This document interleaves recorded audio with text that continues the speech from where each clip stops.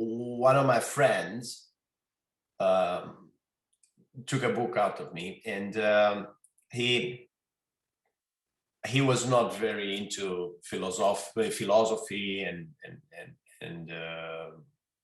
deep lectures, deep writings. But one of his friends saw the book at his place and took it for a ride. And he told me that this is the story that my friend told me. And his friend and his wife just immersed into the lecture for a couple of months. Ooh. And in the end, he came with a very nice book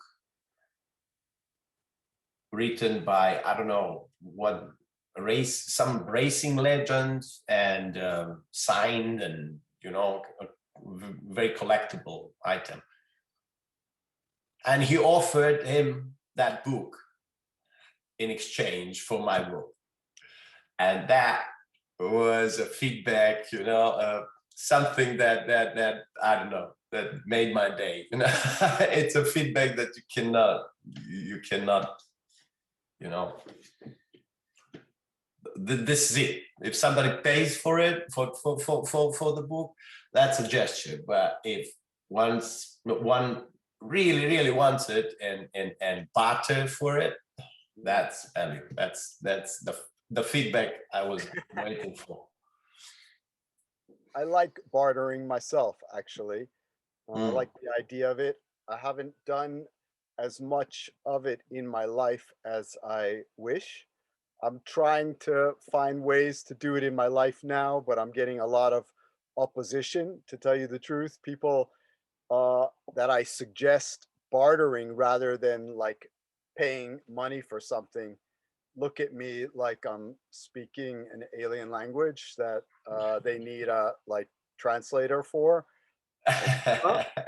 Just say how much money per minute, per hour, per pound. Just make it clear for me so I can just reach into my wallet here and give you the cash, and then I don't have to think about anything. Please make it easy for me.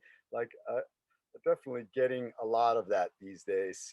But I like your story very much because that guy had that sense.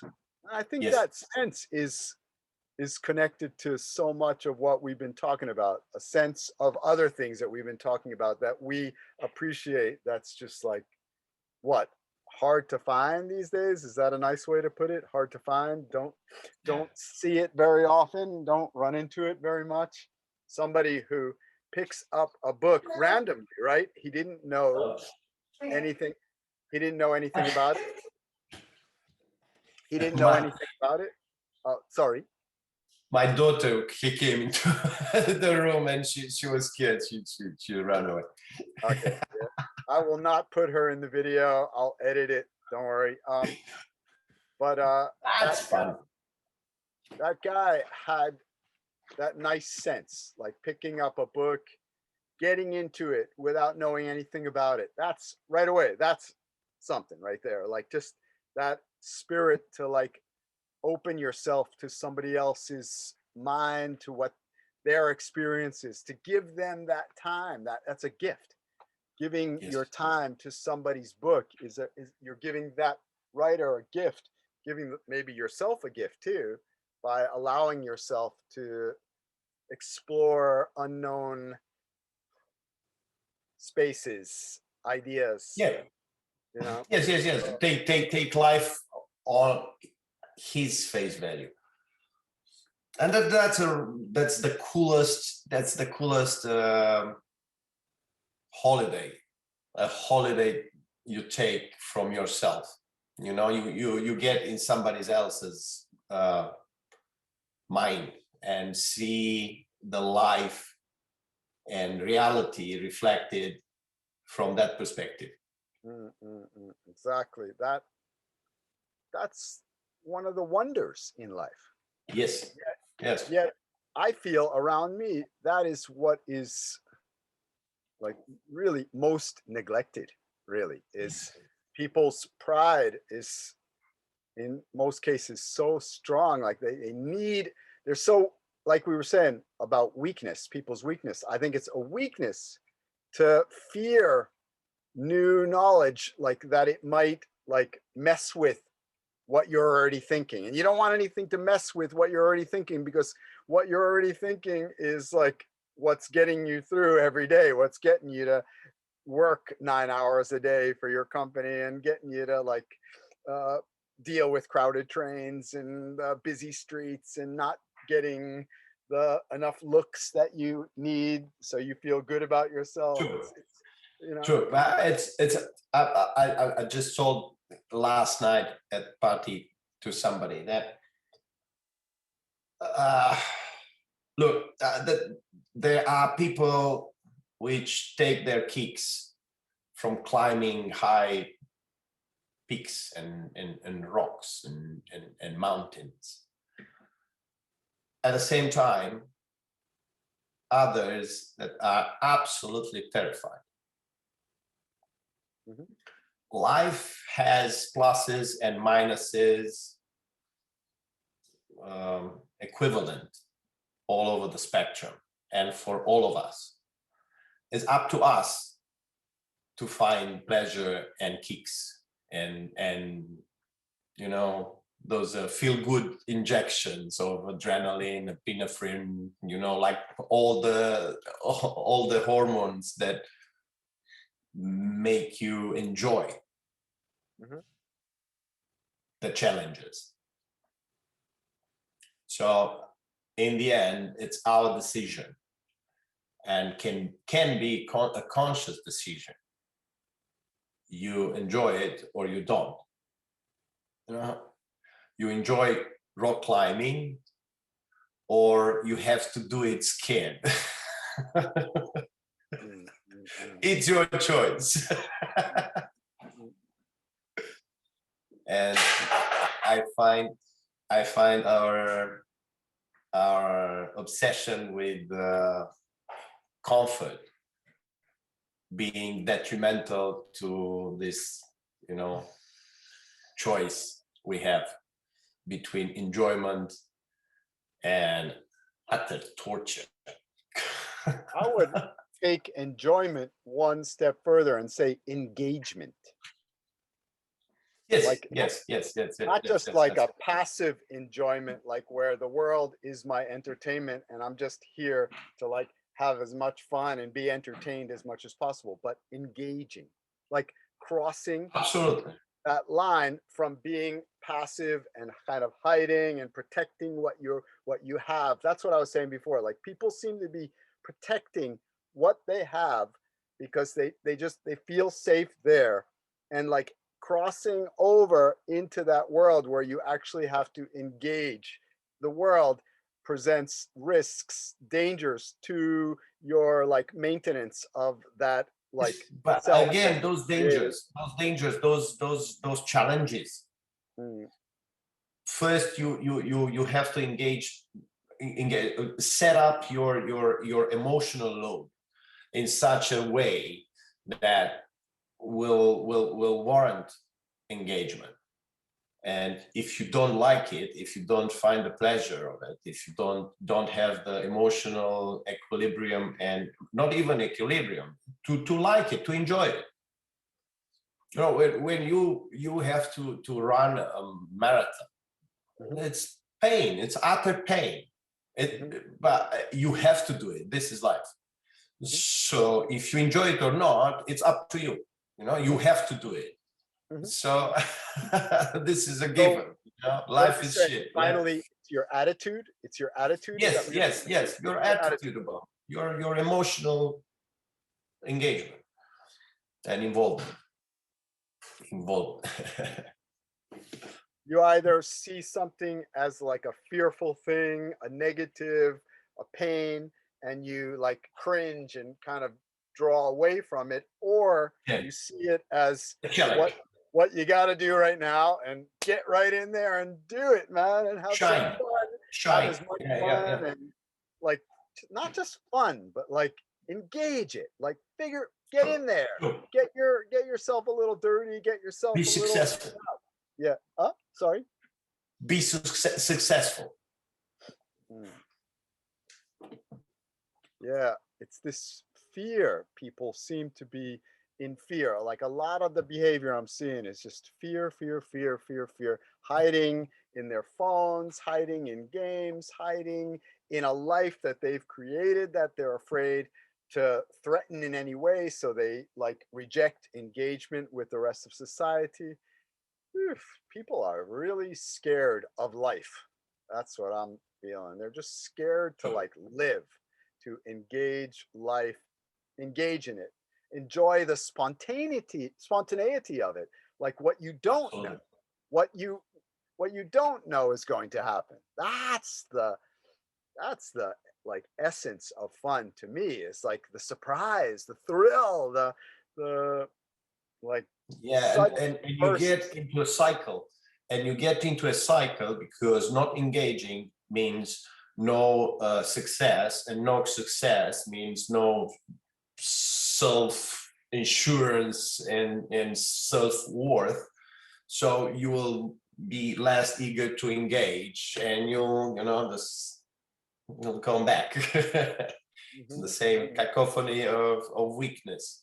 And each cycle that is completed, you go a little bit deeper away, further away from the engagement, until finally, do you know there's a social problem in Japan that's like well documented, well established, and people talk about it a lot. It's called hikikomori. And what it means are people who no longer go outside their room. They just stay in their room all the time. It could be a young person who was bullied at school, who no longer wants to go to school and face the bullies. It could be somebody. Let me tell you something about that. So, at some point in my life, I got beaten by an entire security company. So the bouncers, a company of a security company. So I got like a cracked tympan membrane, in my ear, a broken nose again, a couple of ribs broken, a thorough beating, not something easy, a thorough beating performed by professionals. Bruisers, man. That's their job. Bruise. Yes. And I could have seen myself as their victim. I could have portrayed my experience and myself in that experience as a victim. But I chose not to. I was not the victim. I was a hero beaten by 20 thugs, which for me was very self-assuring and proving my self-worth. I could have remained changed and broken having that experience, Yeah, you could have gone another avenue as the victim, as the person whose life has been destroyed, and from now on you're going to be scared, or you're just going to hide away, and you're like, you can. No, for me it was like, okay, I need to do push-ups, I need to grow. Next time I'll be different, I'll be stronger, and I'm not that I don't feel bad about myself and my performance. So it's all good, So being a victim is a choice. Well, hikikomori, it's not just the young guys who are doing it, by the way, just to pick my topic up again. There's also a whole other group of like people in their middle age, people who like enter the workforce, after graduating university, usually 22 years old, they enter a company full time, boom, boom, suit or woman suit, well, suit. And they do it every day. They do it every day, years and years and years. And one day, for whatever reasons, they can't go back and they just stay in their rooms. And they might have a wife who like brings meals to their rooms for them while they go through this thing, which might last months or years. Um, Things like psychoanalysts are not really popular here, like in America, like everybody goes to a psychiatrist.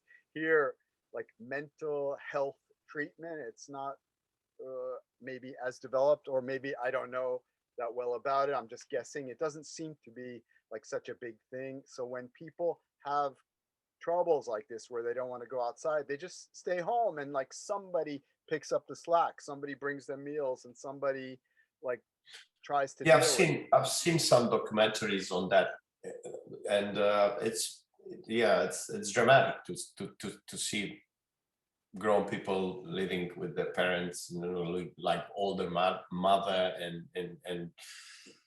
I'm talking not being like able to function. They stay in their room. They might be into video games or might not. They're just like in their room. Look, my grandmother was telling me stories, war stories. So really shit circumstances, not like problems at work. Your house was being bombed. Your brother was being killed. It's like your children are, their lives are in danger, real danger, imminent danger. The Germans are coming, but the Russians are coming. That's horrible shit, everywhere. Run for your lives. Yeah. So, and they were having fun. I heard a lot of stories, they were like laughing ourselves off, like it was fun. It was, you can have fun in all circumstances if you choose to have fun and to shine through them. Life will not be only like sleeping on the couch, all day long, and good food will come your way, and great ladies and stuff like that. That sounds boring to me. You have to fight. That sounds boring to me. I must be getting old. That sounds boring to me. Sitting on a couch and being served. I want to get in the kitchen. I want to open the fridge and see what's in there and pull out some nice cheese and sun-dried tomatoes, some olive oil, some. You got any bread? Yeah, I want to be engaged. I don't even want that. I'd rather get beaten by those thugs, because Sartre in I think in the words was saying about one of his intellectual friends that was happy. He broke his hand and was happy. This is the day I will forever remember in my life. It's not a waste of time on waste of my life. This is it. Broke my hand. Never forget. This is it. Yeah. From now on. Ouch, that hurts. But from now on. Absolutely hurts, but I'm better. I'm stronger. I'm greater now. I like it. Yeah. All right. I think you and we kind of agree that life is a lot more worth living when you engage. That seems to be one of our common threads, engaging. When you leave. I call it also like putting yourself out there, like physically, like extending yourself into other unknown territories so that you can be smashed, so that you can be hit with something, covered with something, or maybe ignored. You don't know what's going to happen there. But that's where That's where life. Even more, acknowledge all the hits you receive as reasons to grow, and ways and means and avenues to grow. Otherwise, if you're not engaged, as you said, you just sleep on a couch and you get 82 and die, and that was your life. Yeah, and that was your life, and now it's over. Right? And now it's over. Gets shorter and shorter, boring, boring moments, just pass by, nothing happens, and you're done.